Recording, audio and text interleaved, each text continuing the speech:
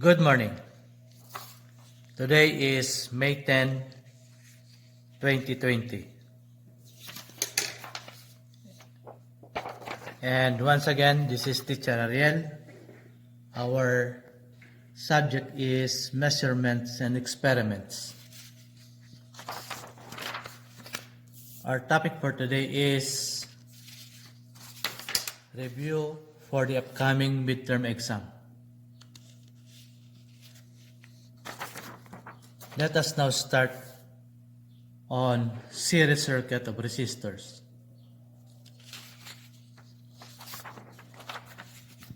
So here is an example of a series circuit, and I will explain to you how you are going to solve the given problems. So in this kind of problem, what is being asked for you to do is first is to compute for the total resistance. So take note, look at the formula, the schematic diagram. Resistors are connected end to end. So this is series circuit. First, you need to compute for the total resistance.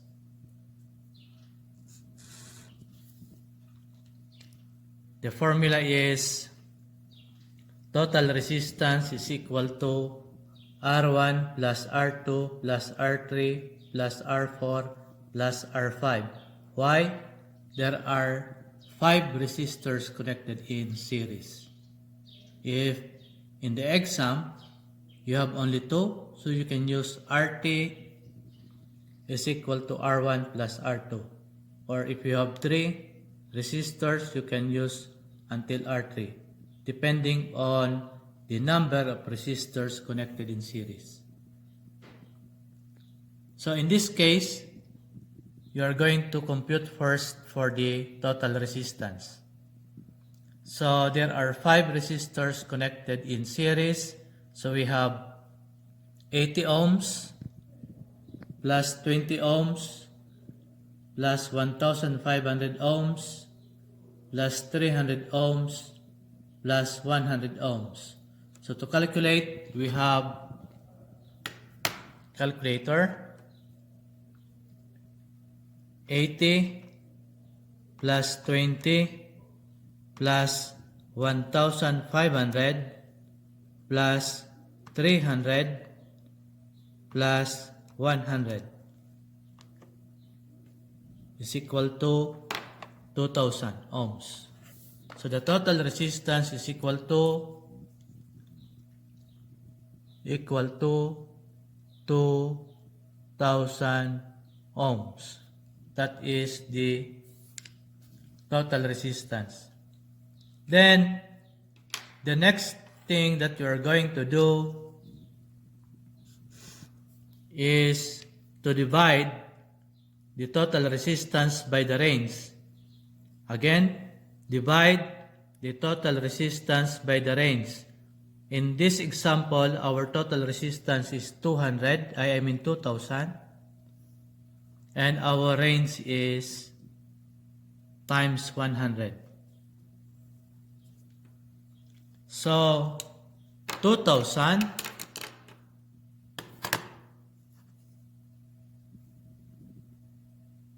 divided by 100 is equal to 20. Okay? Again, 2000 divided by range times 100 is equal to 20. Then, the third step that you are going to do is to get the 20, then draw an arrow to the scale below. So here is 20. You draw an arrow to 20. and put here problem number 1. Okay? Why 20 times 100, we have 2,000.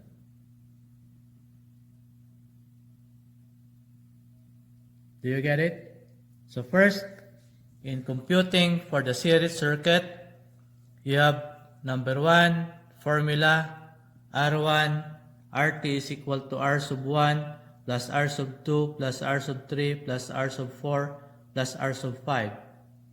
Then the total of these resistors connected in series is 2000 ohms. The second thing that you're going to do is to divide the total resistance, which is 2000 in this example, by the range. Our range is times 100. So 2000 divided by 100 is equal to 20.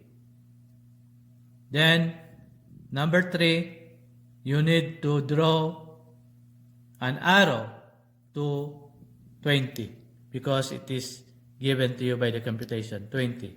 So this is your arrow, 20. And indicate what number is you're solving with. So for this case, we are only solving one problem. Number 1, this is number 1. Okay, so you put 1. If you are going to solve 2 or more problems, you need to indicate the numbers here. So 20 times 100, we have 2000 ohms. This is how you are going to solve for the series circuit. First, compute for the total resistance. Second, divide the answer by the range. Number 3, draw the pointer or arrow on the scale provided. So I think, do you still remember the resistance scale? Next,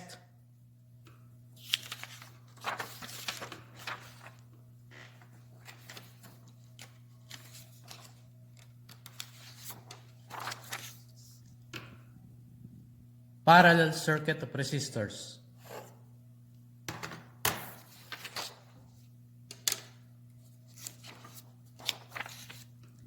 Here is the problem. I will give you now again the steps. Number 1, compute for the total resistance. The formula is total resistance is equal to 1 over R1 plus 1 over R2 plus 1 over R3. So this is the formula for parallel. It's different from the series a while ago. And this is the diagram. We have 3 resistors connected in parallel. So these resistors are connected side by side. And the resistance of these resistors are R1 600 ohms, R2 600 ohms, R3 600 ohms. Meaning to say, they have the same amount of resistances. If in case you have the same amount of resistances, you can just simply compute for RT is equal to R over N, or number of resistors. So in this case, we have 600 ohms divided by 3. So we have 600 ohms divided by 3 resistors. So we have 200 ohms is equal to 200 ohms. If the resistances are all the same, if not, you can use this formula. So let us use the formula. 1 over 1 600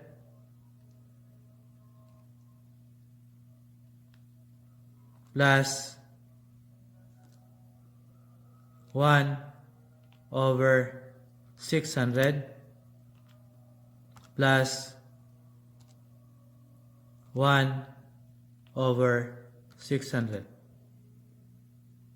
is equal to 200. The same. 200 ohms. Okay? So the answer here is also 200 ohms. If you have the same amount of resistances, you can simply use this formula.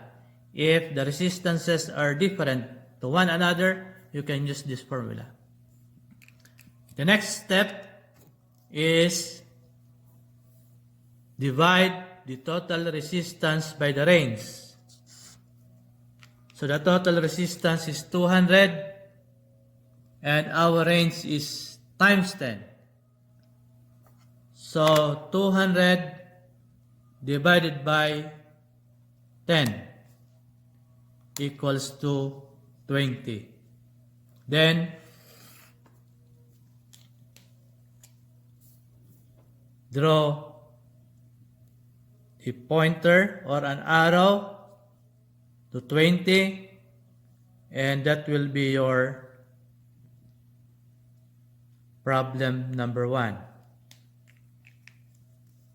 Again, the third step is get the answer from step number 2, then draw the arrow to the given number.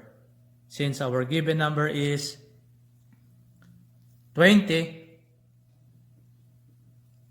so you draw an arrow to 20 and indicate the given problem. So since we are solving for problem number 1, put here problem number 1. For 2, 3, and 4, you can indicate also 2, 3, and 4, and so on and so forth. Okay?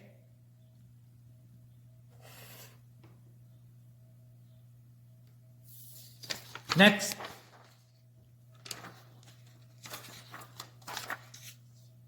voltage divider circuit of resistors.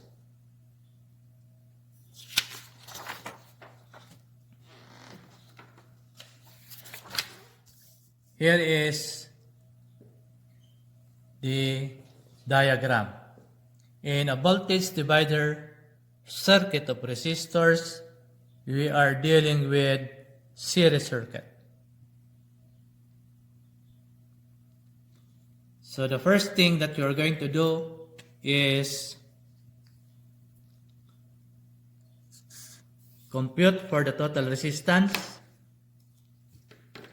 And we have 80 ohms plus 20 ohms plus 1500 ohms plus 300 ohms plus 100 ohms. So the total resistance is 2000 ohms. Is equal to 2000 ohms. Next, compute for the total current. What is the formula for total current? IT is equal to total voltage divided by total resistance. Again, the formula is total current is equal to total voltage divided by total resistance. Our total voltage is 5 volts given here. So this is your total voltage. 5 volts IT is equal to 5 volts divided by total resistance, which is 2000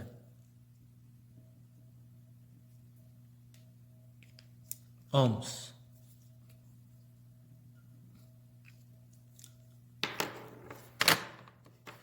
Five divided by 2000 ohms is equal to 0.0025 ampere. 0.0025 ampere or 2.5 milliampere. Okay, 2.5 milliampere. 0.0025 ampere or 2.5 milliampere. Next, number 3. Get the answer from step number 2 and mark the scale by drawing an arrow to the exact reading. Now, in this case, our range is 3 milliampere. 3 milliampere. So we're going to look at the scale of 300. 0 and 300. And this 300 will become 3, 2.5, 2, 1.5, 1, and 0.5. So we have here 2.5 milliampere. So this will be your arrow. So this is 250. You need to move 2 decimal point going to the left. Why? 300, our range is 3, and this is 300. We need to move 1, 2. So this is 2.5 milliampere or 2.50 milliampere. Then put this as 1 because you are solving problem number 1. Again, 2.5 milliampere. This is 3 milliampere. This is 2.5 milliampere. So you put an arrow here. This is the same with our previous lessons, wherein you submitted the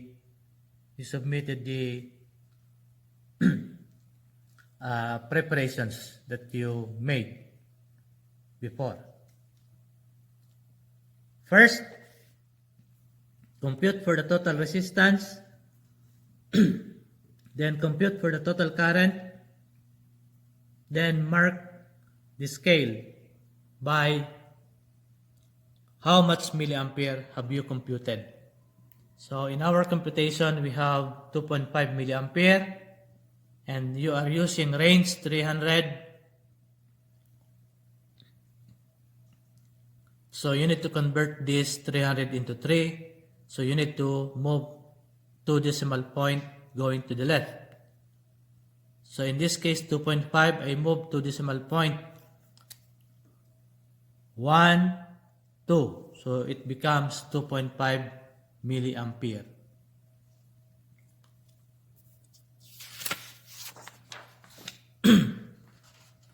Another one.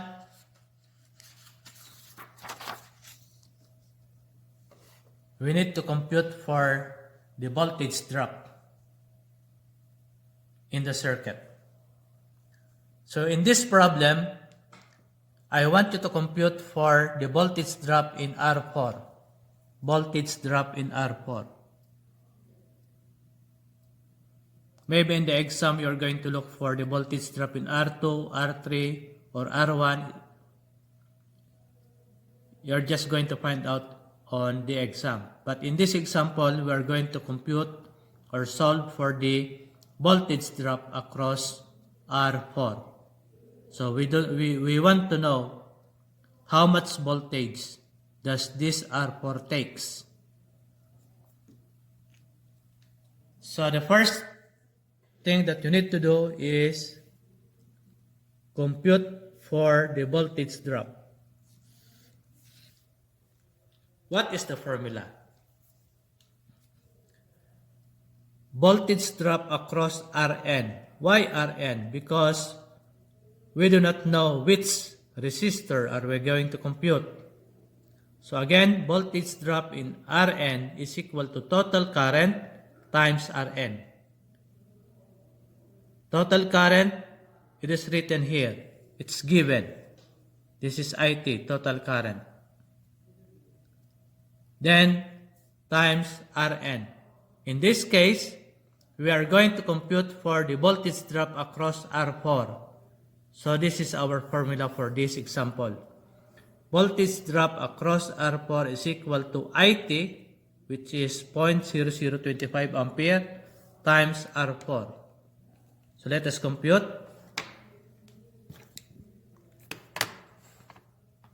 0.0025 ampere times R4.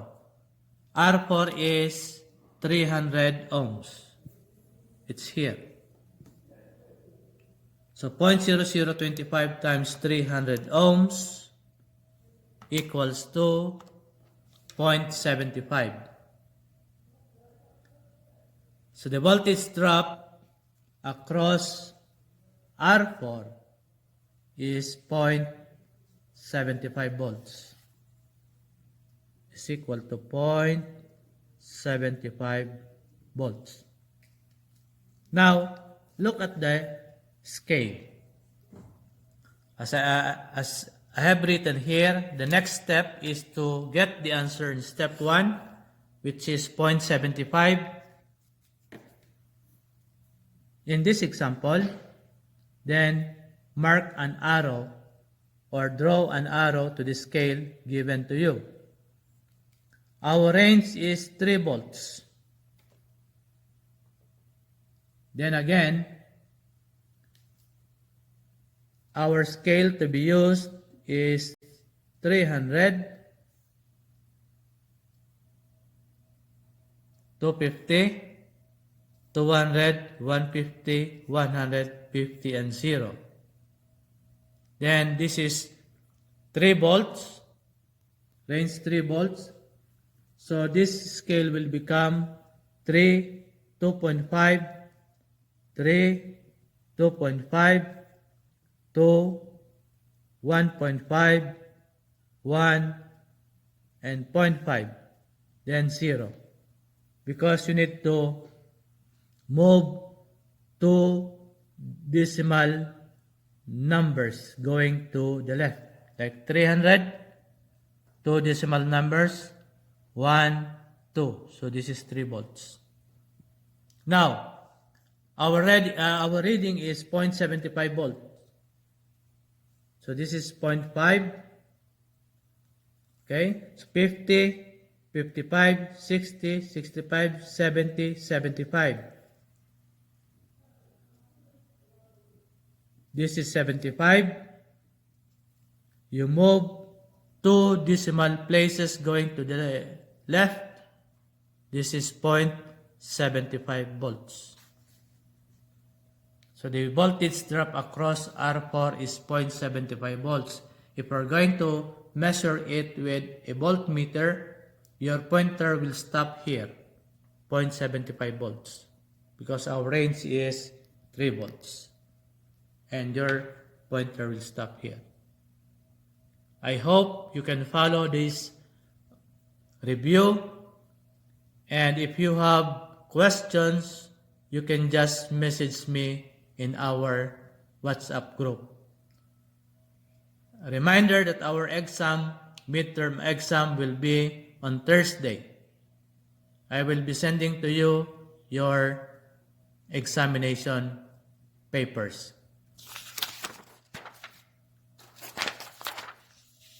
Good luck and Have a nice day.